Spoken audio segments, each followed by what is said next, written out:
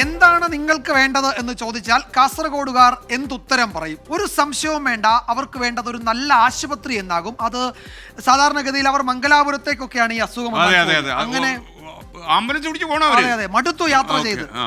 അപ്പോൾ അതുപോലെ തന്നെ റോഡ്, സ്കൂള്, കോളേജ്, ഈ ആവശ്യങ്ങൾക്കൊപ്പം അവർ ഒന്നുകൂടി പറയുന്നുണ്ട് അവർക്ക് നല്ല ആശുപത്രി വേണം, ഞങ്ങളെ തമ്മിൽ തല്ലിക്കരുത്. അത് അവരുടെ ഏറ്റവും വലിയ ആവശ്യം. ആശുപത്രിയൊക്കെ തരുന്ന കൊള്ളാം, ഞങ്ങളെ തമ്മിൽ തല്ലിച്ച് ആംബുലൻസിൽ ആശുപത്രിയിലാക്കരുത്.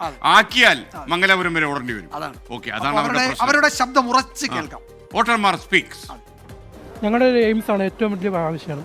കേരളത്തിൽ ഏറ്റവും ഞങ്ങളിപ്പോൾ ഒരു അസുഖം വന്നാൽ മംഗലാപുരത്തോ അല്ലെങ്കിൽ കണ്ണൂർ ഏതെങ്കിലും ഹോസ്പിറ്റലാണ് പോകേണ്ടത്. ഇപ്പോൾ ഒരു അസുഖം വന്നാലാണ് നമുക്ക് ഏറ്റവും പ്രശ്നങ്ങൾ. പുറത്തോട്ടുള്ള ആശുപത്രികളിലാണ് പോകേണ്ടത്. നമുക്ക് ഒന്ന് വർഗീയത, അത് ഇവിടുന്ന് ഇല്ലാതാക്കുക, അതൊരു അത്യാവശ്യ ഘടകമാണ്.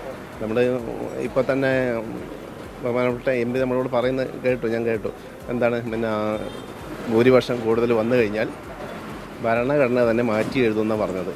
അപ്പോൾ എത്ര ഭീകരമായിരിക്കും അത് ഏത് രൂപത്തിലെഴുതുന്നത് നമുക്ക് പറയാൻ പറ്റില്ല. ഉത്തരേന്ത്യയിലൊക്കെ പോയാൽ നമുക്ക് വളരെ ദയനീയമായ അവസ്ഥ കാണും. വിഷയങ്ങളൊന്നും ആരും നേടിത്തരൂല. എല്ലാവരും ഇപ്പോൾ മാർക്സിസ്റ്റ് പാർട്ടി ആയാലും കോൺഗ്രസ് ആയാലും BJPക്കാരായാലും എല്ലാവരും വോട്ട് ചോദിക്കാൻ വരും.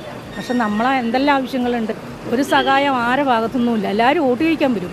ഇപ്രാവശ്യം വോട്ട് ചോദിക്കാൻ വരണം, അവർ വരും നമ്മളടുത്ത്. മിക്കവാറും ആളടുത്ത് സ്ഥാനാർത്ഥി നേരിട്ട് വരുന്നില്ലല്ലോ. ഒരു പൊതുയോഗങ്ങളിലോ മറ്റോ സംസാരിക്കുമ്പോൾ നമ്മളവിടെ പോയി അവരെ പ്രസംഗം കേൾക്കാമെന്നല്ലാണ്ട് എല്ലാ വീടും അങ്ങനെ കയറി ഇറങ്ങുന്ന സമ്പ്രദായം ഇതിനില്ല. നമ്മുടെ ലോക്സഭാ തെരഞ്ഞെടുപ്പിൽ അങ്ങനെ ഓരോ വീടും സ്ഥാനാർത്ഥി കയറി ഇറങ്ങൽ കുറവാണ്. പിന്നെ പൊതുവായിട്ട് നമ്മളിങ്ങനെ എന്തെങ്കിലും ചർച്ച ചെയ്യും, നമ്മൾക്ക് ആവശ്യമുള്ള കാര്യങ്ങൾ ചർച്ച ചെയ്യുന്നല്ലാണ്ട് വേറെ എന്താ പറയുക.